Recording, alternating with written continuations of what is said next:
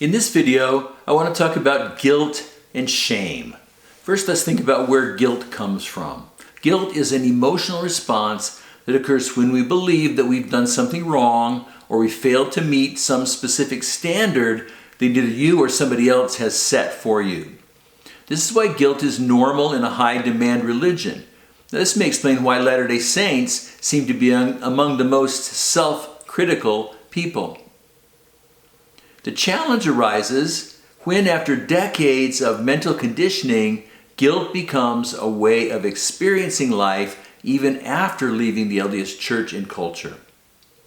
Aside from the free-floating assumption of guilt that you may have cultivated as a Latter-day Saint, the transition out of Mormonism can raise new feelings of failure.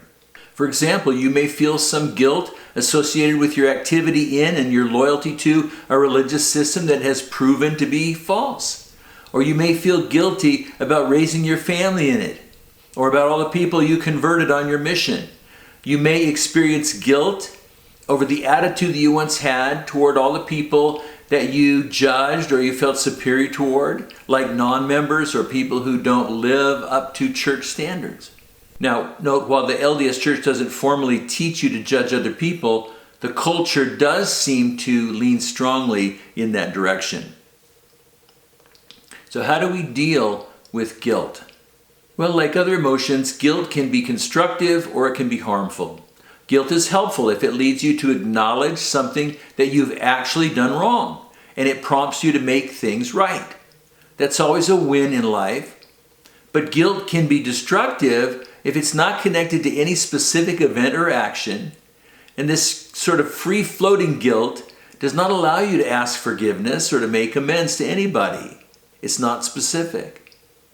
And so it's important to acknowledge the feeling of guilt when it happens, and then you assess whether you have objectively done something to violate your own values or to mistreat somebody else, or whether you're reacting to the controlling conditioning that you received. If you've done something that needs to be set right, then go do it. Then go set it right. Now let's talk about shame and where shame comes from. If guilt is a negative feeling about what you have done, by contrast, shame can be defined as a negative feeling about who you are. Shame isn't always linked to a specific action. It can encompass our entire identity. Shame is the feeling that you are flawed, that you are unworthy. In short, guilt says, I did a bad thing, while shame says, I am a bad person. So while guilt can encourage us to fix what we've done wrong, helping us grow and learn and be accountable, well, shame can make us feel so overwhelmed that we can't see a path toward improvement. Shame is common enough for active Latter-day Saints because LDS identity is so often linked to personal worthiness, and worthiness is defined by external characteristics and activities. But shame may also plague people after they've left Mormonism.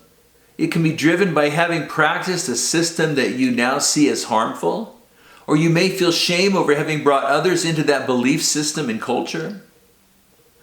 So how do we deal with shame? Remember that past actions do not define who you are.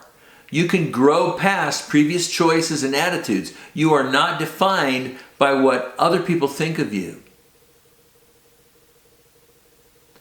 Again, acknowledge the shame that you feel. See if you can identify what ideas or assumptions lie beneath the emotion.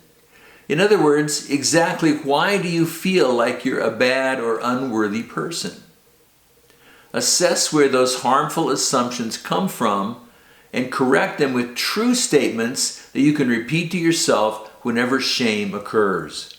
If you're a follower of Jesus, the truth about who you are is rooted in the Bible's statements about your identity in Christ and how God sees you through Jesus.